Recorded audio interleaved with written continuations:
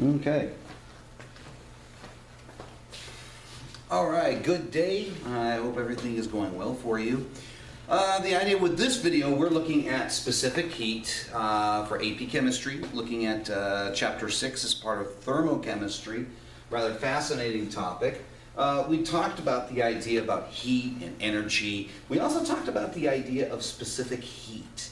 And that is a fairly important concept in chemistry because with specific heat, you're looking at how much energy in joules does it take to raise 1 gram of a certain material 1 degree Celsius. That's it. So if you were to go and develop something like a race car engine, you probably would want material that would have a high specific heat because it takes a lot more energy in order to make the material increase in temperature compared to something with a low specific heat. And that's just giving you guys an idea. We're going to do 2 examples here. And we did them in class, I think, but I'm just doing this as a review for you guys. All right.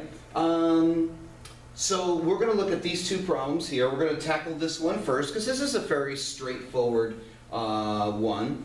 The specific heat of graphite, think of the stuff in your pencils, is 0.71 joules per gram times Celsius. Calculate the energy needed to raise the temperature of 75 kilograms of graphite from 294 Kelvin to 348 Kelvin. And some people may be thinking, wait a minute, we've got Kelvin and we got our specific heat here of Celsius. Is there going to be a problem? Actually, for this problem, there won't be. And here's why. Because when we look at the formula, when we look at our formula here of, there we go, Q, oh, okay, let us bring it down here. Q equals M cat. When we look at that formula, well, what are we saying here? Well, Q is our energy. That's our first thing. Then M is the mass of the object. Okay. C is our specific heat.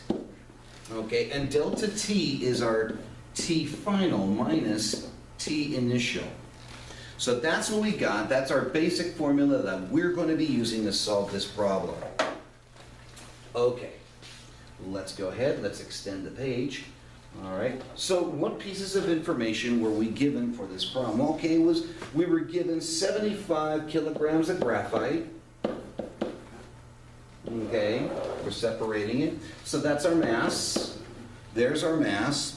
They gave us the specific heat of 0.71, so the 0.71 is the C of the graphite, the specific heat capacity. And they gave us a final and an initial temperature. Let's see, that was 348. That was our temperature final. And then here would be our initial temperature of 294. Now those are in Kelvin. Now, when we go and subtract these 2 temperatures to find the delta T, is it going to be the same as if we subtracted 273 from these to change it from Kelvin to Celsius and then subtract the Celsius? Think about it for a moment. Which takes up more space on the temperature scale? 1 Celsius or 1 Kelvin? And that's it. They both take up the same space. Remember, Kelvin was developed so that we did not deal with negative Celsius numbers when you had to go and do calculations because negatives would throw things off in terms of basic calculations. Okay, so let's go ahead. Now we have our basic idea here, but now we have another thing. Our 0.71 as our specific heat, that is joules per gram times Celsius. And here we have it in kilograms. Something has to be converted. Now we could convert the 0.71 or we could convert the 75 kilogram.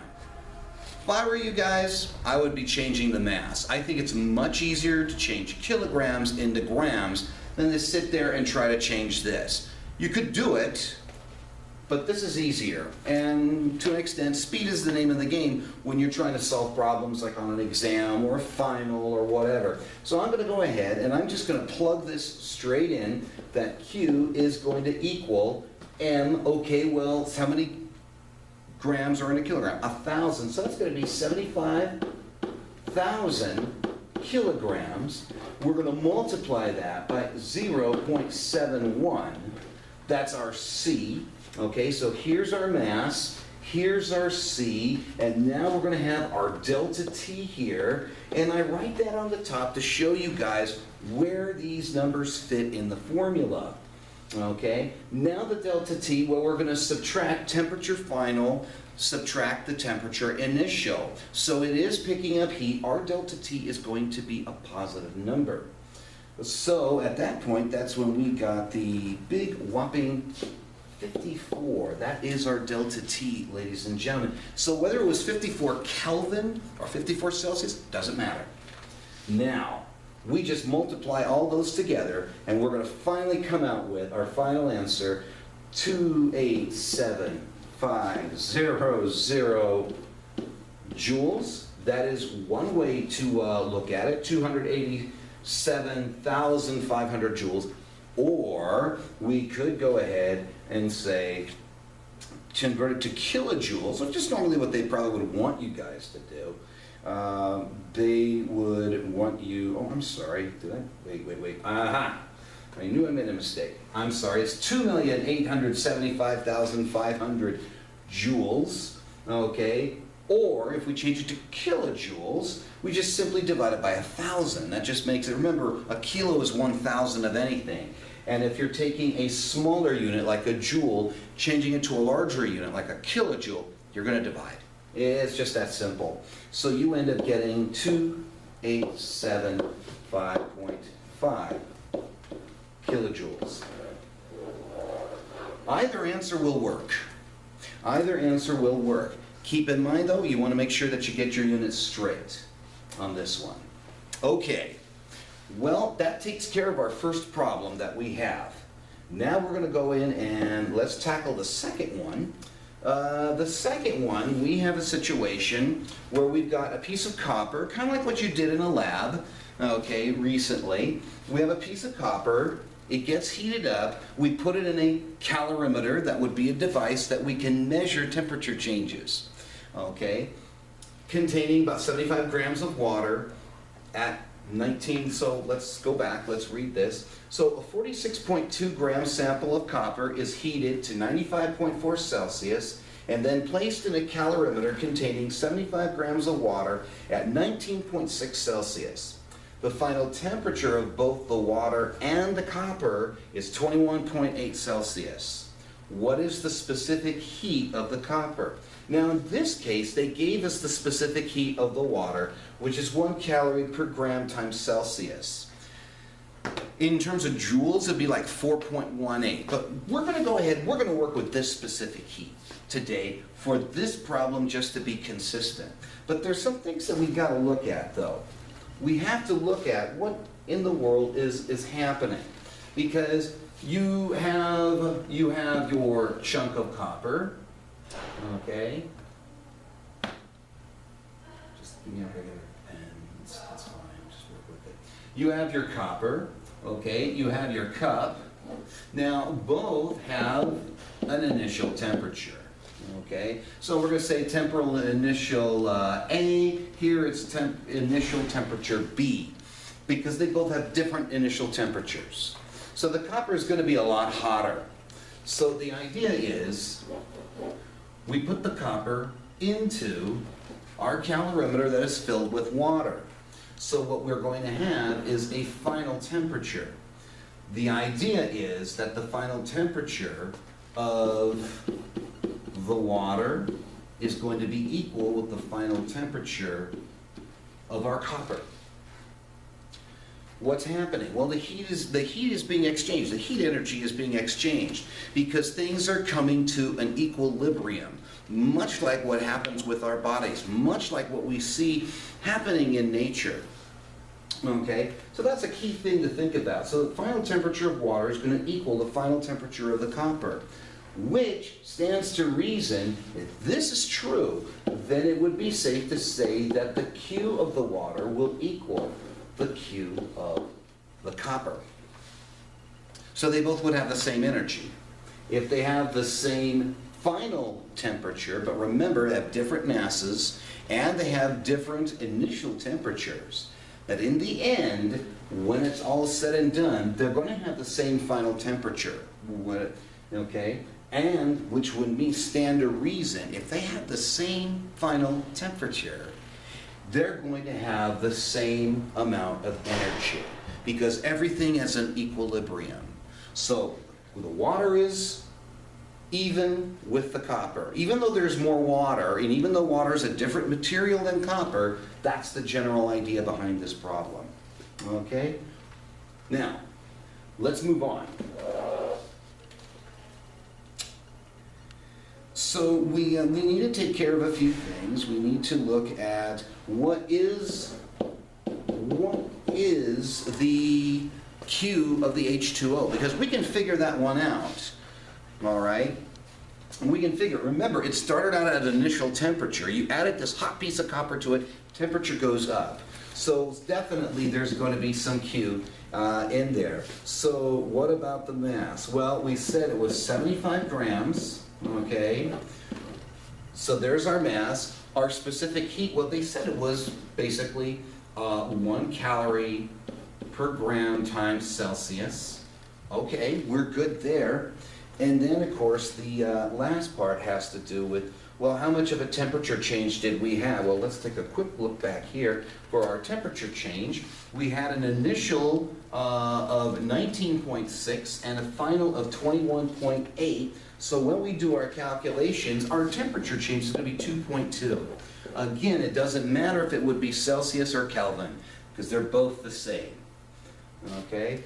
All right, so we go ahead, we multiply this out, and we get ourselves, oh, yeah, here we go. We get ourselves 165 joules. That is the Q of our water. So that's how much energy has been absorbed by the water that came from the copper. The total, I shouldn't say absorbed by the water, the total energy that would be in the water now. Thanks in part because of the hot copper going in. Now that we said, well, wait a minute, if QH2O is going to be the same as QCU, then we can plug this in and say, oh, hey, we now have 165 joules for our Cu is equal to MCAT, the mass of our copper, which the mass of the copper is 46.2 grams multiplied by, okay, there's our mass. We're looking for X, that's our specific heat, right? And then we have our temperature change. Now that's where you're going to see the larger temperature change, because you had a hot piece of copper put into a cup of water. Yeah, we're going to experience that temperature change, and we're just going to say it's 73.6. Okay, so that's what we have, ladies and gentlemen. So now so what do we have here? Well, we have our Q, we have our M, C, we're still trying to figure that one out, and here's our delta T. So Q equals MCAT. Again, the idea of finding how much energy you have in a system. This is how much energy you have, that is your Q, the mass of the object that you're dealing with, times the specific heat of the object, times the temperature change that the object experiences. Now the temperature change can be negative or positive, and again, all that tells us, ladies and gentlemen, it just tells us which direction is the heat flowing, the heat energy flowing, if you will. Okay, so now we'll just do a little bit of the old algebra. Okay, we know that if Q equals MCAT, then it stands to reason, if we're going to isolate C by itself, then Q divided by M times the delta T will equal our specific heat. That's what we've got. Now that we've figured out the formula here for this, okay, now we can just plug in the numbers. Now for some people, if they want to go this route and just simply solve for X, you're doing the same thing. I'm just showing you guys step by step why did we move the formulas around that we need to in order to get what we have to have coming. Okay. So in the end, we end up having, as we plug in our numbers, and I'm going to put a colon here, all right, we have 165 divided by 46.2, that's the grams, and here's the joules for the Q, multiplied by the 73.6, that was our delta T, okay? And then with that, ladies and gentlemen, we figured out the specific heat for copper in this case is 0.049 calories per gram times Celsius. Ladies and gentlemen, this is our final answer for these two problems. So we looked at the idea of Q equals M cap, our specific heat. Okay, we looked at the Q, that's the amount of energy the system has, the mass of the object times the specific heat of the object times the temperature change of the object. This is part of Chapter 6 in AP Chemistry covering thermodynamics. Okay? All right, I hope that this video has been a little bit more helpful to you, that you catch it on your own time, okay? And